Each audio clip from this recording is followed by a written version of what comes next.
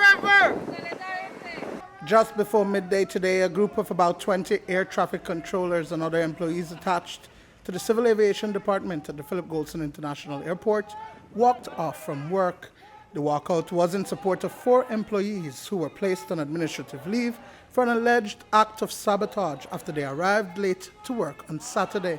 We received information that some members of the air traffic control crew, gentlemen working at the tower and the radar room, as I understand it, are victims of what I would classify as victimization, witch hunt, and some serious allegations by the Director of Civil Aviation. The letters that have been shared with me by the gentlemen accuses them of sabotage, it accuses them of negligence, and it accuses them of colluding,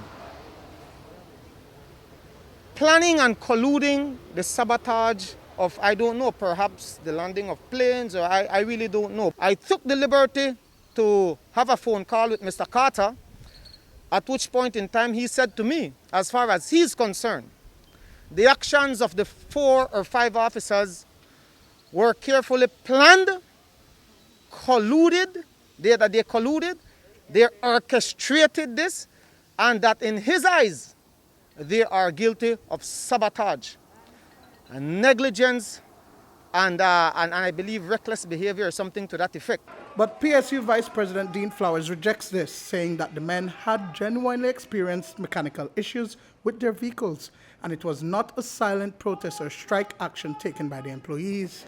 Flowers says that the union has been acting responsibly, and there was no need for participation from public officers who provide these kinds of essential services. I understand there is no contemplation, and I found this out after visiting the Ministry of Public Service this morning, that there is consultation happening there for the immediate suspension for a major misconduct of sabotage being levied upon these gentlemen.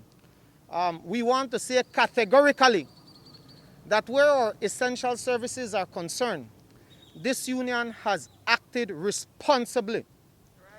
We have spoken to every essential services department, such as, of course, our health services department, the fire department, and the civil aviation, amongst others. And we have said to them that we believe we can resolve this matter without engaging them as yet.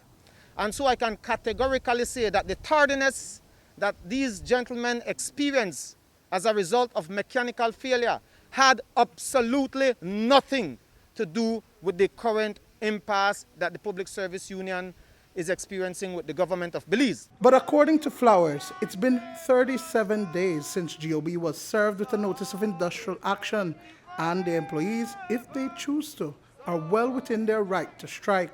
After 21 days, any member of this union was free to engage in industrial action and strike action, not because of their own doing, but because the Minister of Labor and the same irresponsible and negligible Labor Commissioner, whose office we had to protest last year, simply for her to do her job, because they failed to respond to that letter adequately to convene a dispute tribunal to settle this dispute. The Public Service Union stands ready to take the matter to court. In addition to offering moral support to these officers, we will offering them legal support as well, because Mr. Carter will have to respond in the Supreme Court for the accusation of sabotage against this country, against these gentlemen. He will have to respond to that. And the sad part about all of this is that the people of Belize may very well be held on the hook for compensation if a court so decides to these gentlemen whose reputation and good character is being questioned, put on the line, and tarnished here today by the leadership of the Civil Aviation Authority. BNTU got you? BNTU got you? PSU got you? PSU got you? Police got you? Police got you? Duane, Moody for News 5.